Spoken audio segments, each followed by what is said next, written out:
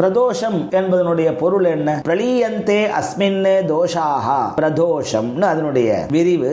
அதாவது அது என்ன சொல்றது அப்படின்னா, அனைத்து தோஷங்களும் ஒடுங்கக்கூடிய காலம்னு சுருக்கமான பொருள். பகல் முழுவதும் மனிதர்கள் எவ்வளவோ செயல்களையும் வேலைகளையும் செய்கிறார்கள். அதுல நல்லவை கெட்டவைன்னு கலந்தே இருக்கக்கூடியது. நல்ல செயல்களுக்கு இறைவனுடைய அருள் செய்தலும் இந்த பிரதோஷ காலத்துல தான். அதனால தினமும் மாலை 4:30 மணி முதல் 6 மணி வரையிலான அந்த 1.5 மணி காலமானது பிரதோஷ காலமாகும். இந்த நேரத்தில் சிவபெருமானை தரிசிப்பது மிகவும் விசேஷமானது.